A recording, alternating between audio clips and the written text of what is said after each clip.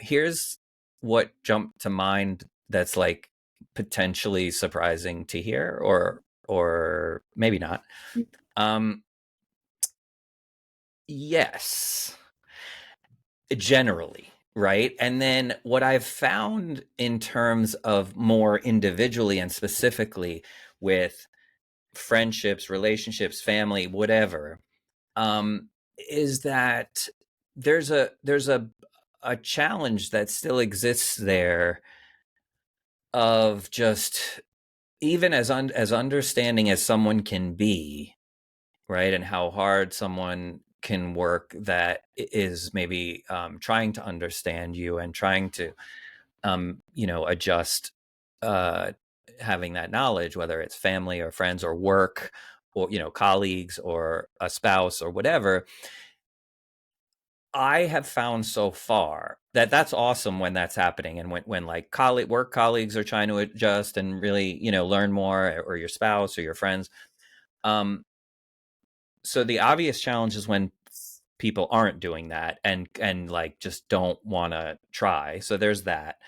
But then also, which I think goes back to what we were saying earlier about that kind of instant connection and kind of authenticity and recognition, and identification of like, I see you for who you are and I like that, and I'm not going to judge that or in any way.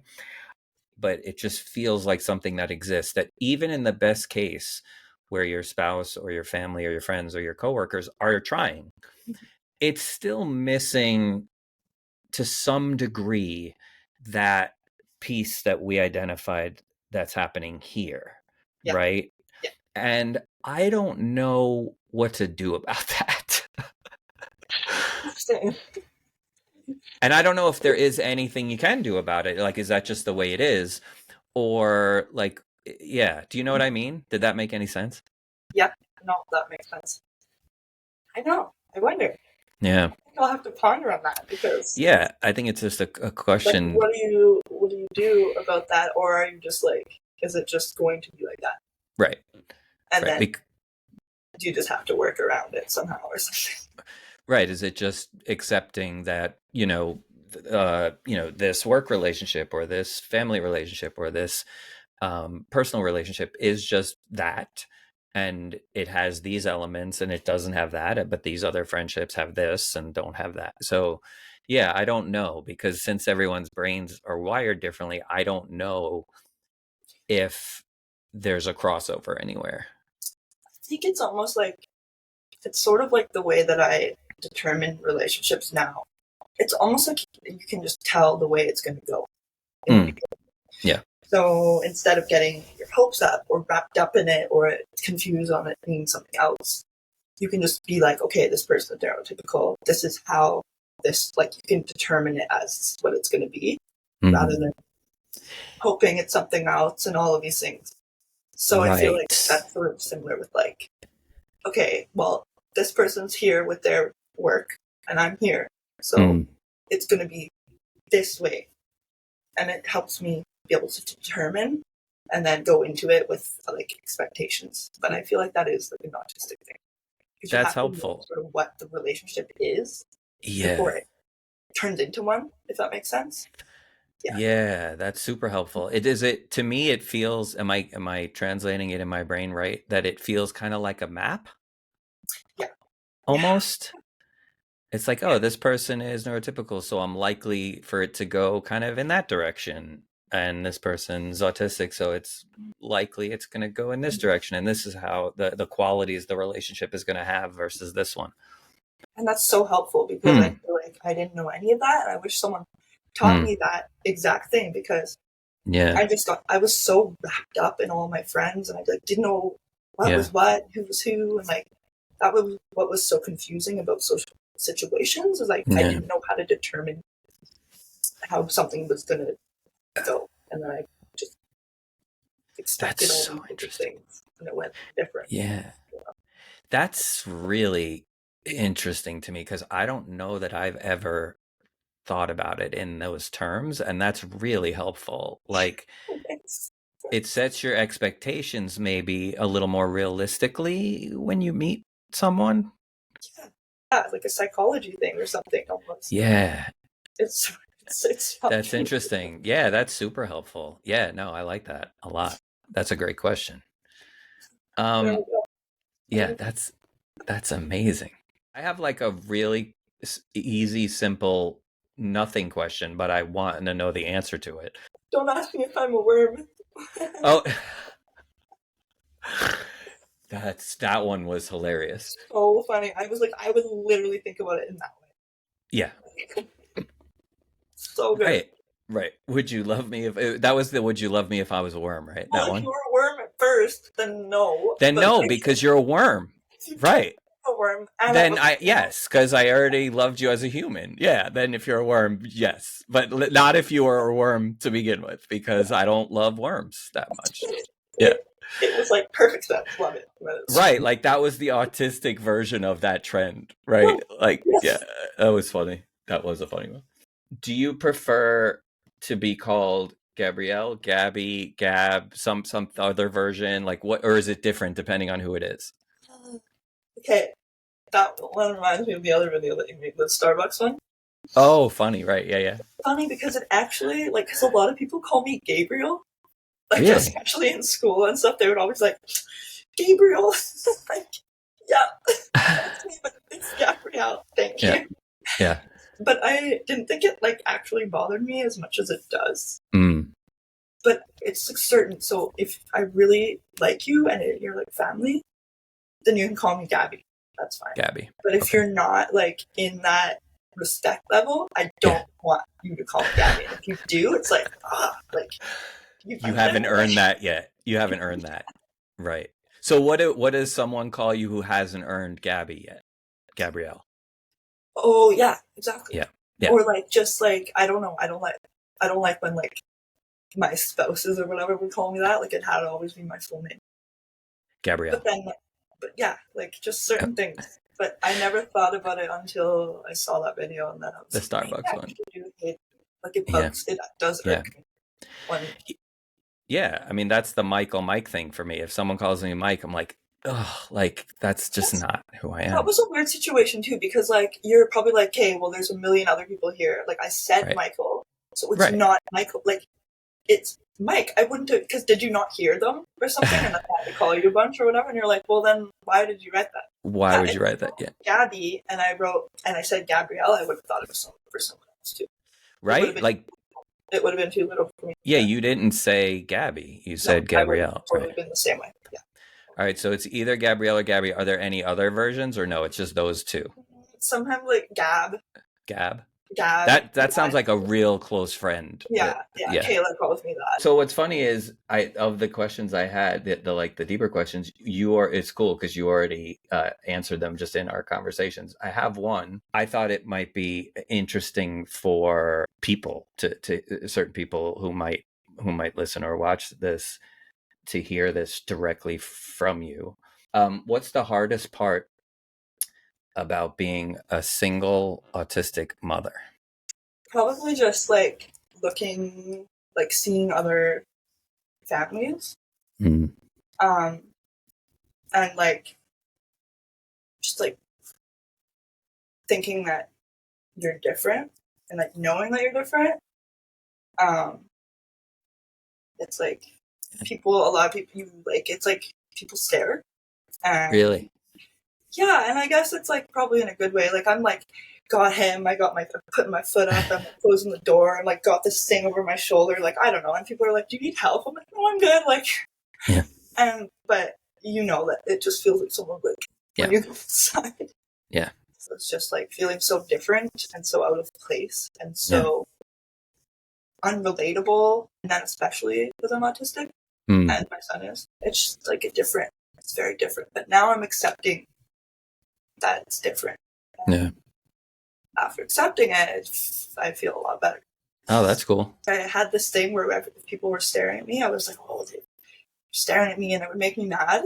But I Mm. think it's because my genuine self was like, oh, they're on to me, sort Yeah. of. Right. Like it was a mirror back, like of what I was gaslighting myself with. Mm. And like now I'm like, okay, well, they're probably just looking because I'm doing stuff. Like, I don't Yeah. know. Yeah. Right. Yeah. You were just kind of projecting maybe, Mm. yeah, what you imagine they might be. That's what I think. When people think what other people think about them, it's just Right. what they think about themselves. If we let go of the fact that most of the time, if not all the time, people are not that concerned with what we're doing because they have their own stuff going on, I think we'd be a lot easier on ourselves.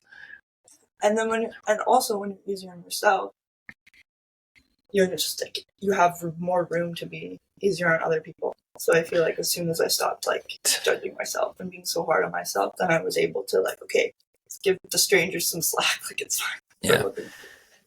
And I know you kind of touched on this before already, but what allowed you to um, stop judging yourself so much?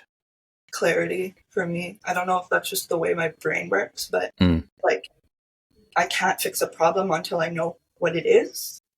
And like, I know everything about it, and sort of like, so I feel like the knowledge for me and learning helped me sort of validate and recognize like that it was actually a thing. And like, I don't know, I feel like this is probably a huge thing for other neurodivergents. It's like, I just felt like I was going crazy. And I would tell everyone that, and I would be like, I'm feeling I'm going crazy. And everyone's like, you're not crazy. And that made me feel crazier. And then I would go and tell the doctor, even one time I thought I had like, what's it called? Neurotoxicity. Like, I thought my brain was gonna like just, and I go and I'm like, I'm not okay. Yeah. And they're like, if you were crazy, you wouldn't be able to say that you were crazy. Right. And I was like, oh, that does make sense, but like, why do I feel like this? Yeah. So it was just this really good feeling of like, okay, no, actually, like, it's like, it's that sense of self that you've lost all these years. Like, that's so like traumatizing. Yeah. So when you get that back and you're like actually able to like trust yourself and trust your gut again, it's like, oh, okay. Yeah. It feels good. I don't know if that answered.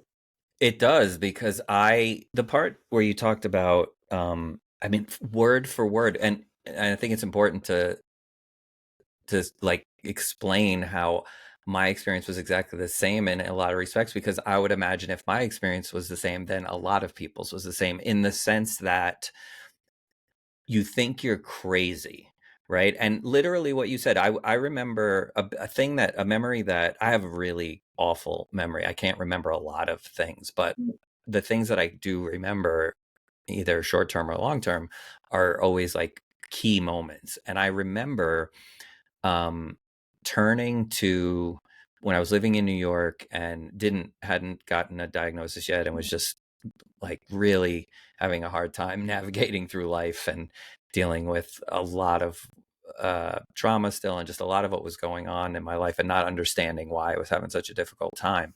And I remember turning to, I was teaching at the time, and my mentor, who I was teaching a class with, she is also on the spectrum, but I wasn't aware of that at the time. We definitely had a strong connection. But I remember one day she was lecturing to the class, and I was assisting her, and she said a bunch of things, and the language she used and the perspective she had on what she was saying, I identified with so much, right? And she, like we were saying about us, you and I, if you put her and I next to each other, you would say, why did these two people know each other? Like seemingly very different. And I remember saying to her, I'm so glad you said all of those things the way you said them, because I always felt like I was crazy. And she looked at me and went, "You're not crazy." And that really, years later, I looked back on that, knowing what I know now, and then you using that language, the same language, and then seeing a lot of people who comment and message us using that exact language, like, oh, this is great, I don't feel crazy anymore, or everyone tells me I'm crazy. And I think that that's something that really needs to be talked about more, Yeah. right? Using language in general, like we've talked about, and then just that kind of language, right? People made to feel that they're crazy when they're not. And then when you're like telling people that you're crazy and they tell you you're not, it's almost like makes it worse because then you're Yep. like, okay, well, I feel crazy inside, so now I have to mask harder. And then every time Right. I act crazy, then I'm just, see, like, it's just, it's such a, it's, you can get so wrapped up in the cycle. Yeah. So is it fair to say that what you're saying is having the knowledge, like, of why, how your brain works and why it is the way it is and why you are the way you are, has helped you feel less judgmental about yourself and then less judgmental about others? And, you know, this is the thing though. So I feel like it's not just knowledge necessarily. Sometimes it is. For the right person, it'll click. But like, there's also been times where people are aware, but they don't really do much about it. Yep. And then, like, then it's not much, like, it can't also be an excuse. So, like, Mm. it's helped me take my healing to another level. So I've used that and I've put it together. But I Yeah. was already on my healing journey before, and I feel like I was actually healing things that were part of my autism before I even knew they were, because I was so self-aware. So I was like, okay, like, maybe I don't like crowds of people, maybe I don't like these things, but I just didn't know why. Yeah. So it's just like they came hand in hand. And so I feel like you still have to do the work as well.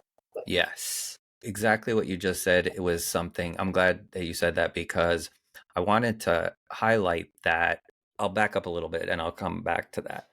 You know, people say things like when I talk about just the same thing you're saying, that doing the work and, you know, really that the knowledge isn't all of it. It's helpful. It's a lot. It unlocks a lot and it feels like a puzzle piece that was missing.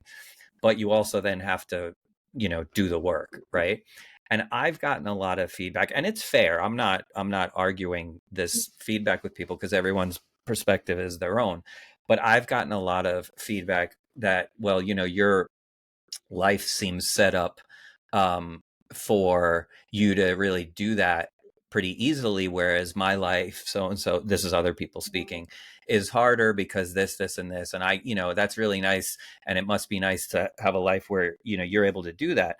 But so now I'm going to come back to what you said, and I'm going to say that here you are. This is why, like, you've heard me say to you before how inspiring you are to me, and why I feel like this is really powerful, to be able to, for you and I to do this together, because look at how, you know, you're a single mother, right? You're autistic.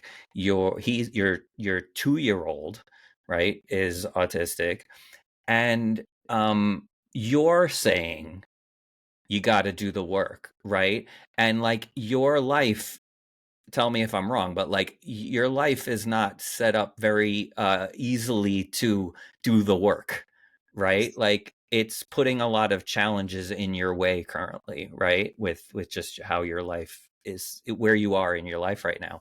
And yet you're still able to like not only know that and be aware of that, but want to do it, you know? So I just want to, you know, it's a choice, right? To make, to say, I know this now and I want to like understand and learn how to navigate better through the world and help others. And I always say, like, happiness is a choice. It is sometimes really hard to, you know, I can't just stop what I'm doing and, like, yeah, leave yeah, when I feel like that's probably, like, what I need to do or what, like, it would help my autistic brain to just, like, yeah, not.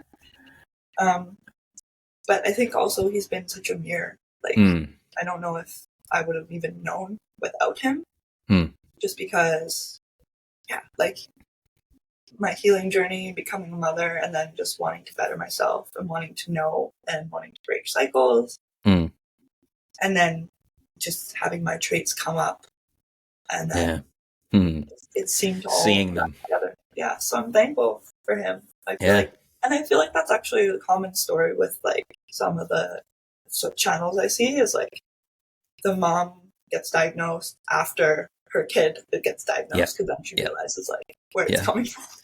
yeah. I've seen that a lot in the Yeah. comments too. Yeah, that's so interesting. Yeah, I mean, I remember you telling me when I asked you that question before about the hardest part, one of the challenges. I remember way back, like a few weeks ago, probably, where you would say there's this uh, like not being able to tap out, right? Like not having someone else when you need a break, when you're kind of overstimulated or you feel like you're going into a meltdown, like someone like me can just do it, can like take a break or can go into meltdown or, remove myself from, but I don't have a 2-year-old sitting there depending on me to survive. And I can't, and you can't do that. And how do you manage, like, what, I can't even imagine what that must feel like to, because I know what it feels like when I need that moment and I take it, but Yeah. what does it feel like when you can't? So it's like almost like it was like a layered thing. So it was like that. So I was going through burnout, but then I was also gaslighting myself. Mm, So I feel like that was also escalating the way I was feeling inside. It was so weird. Like I was just mad at myself for needing that and right. then trying to fight it Oh, almost.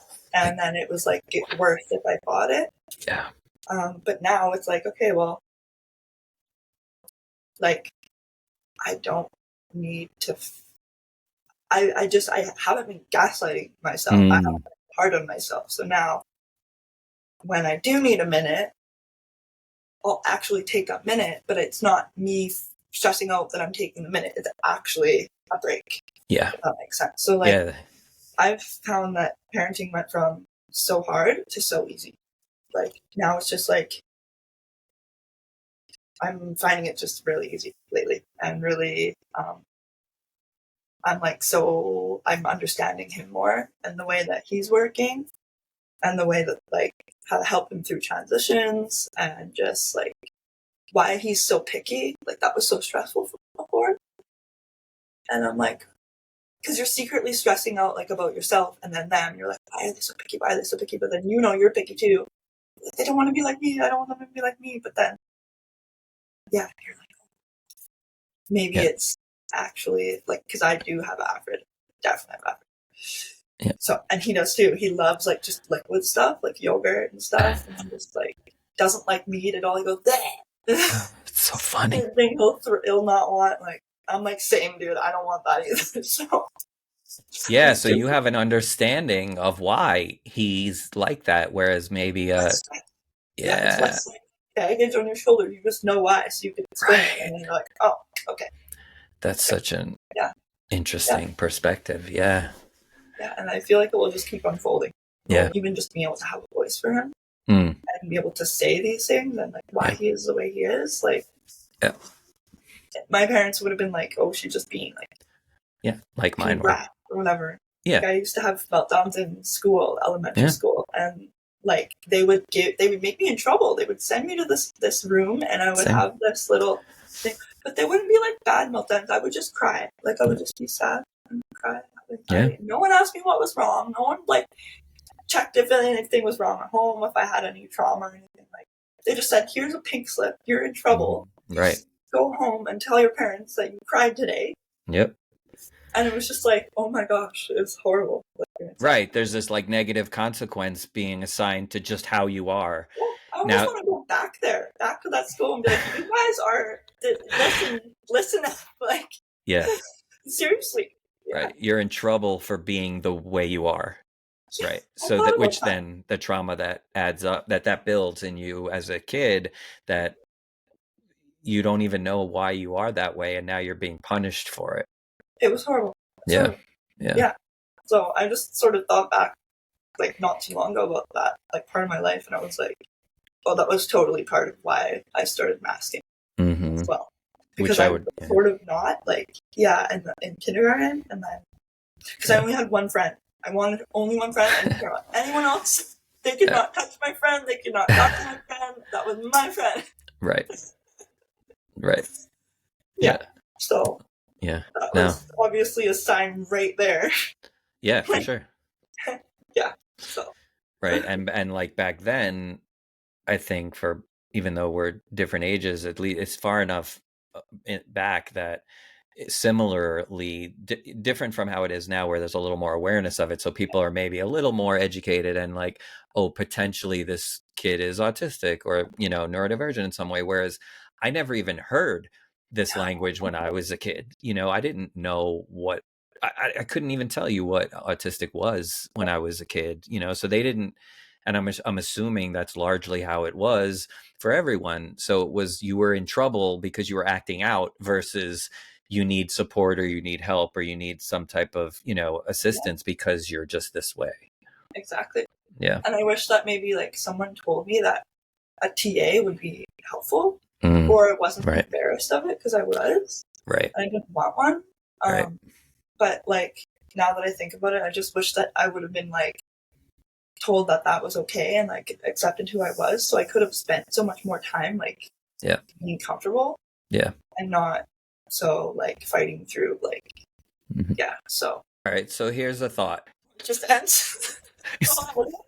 Like, there's no, I kind of I mean, we could do whatever we do will be fine, but like I almost love the idea of, since everything has an intro and an out, like we don't, things just end and start.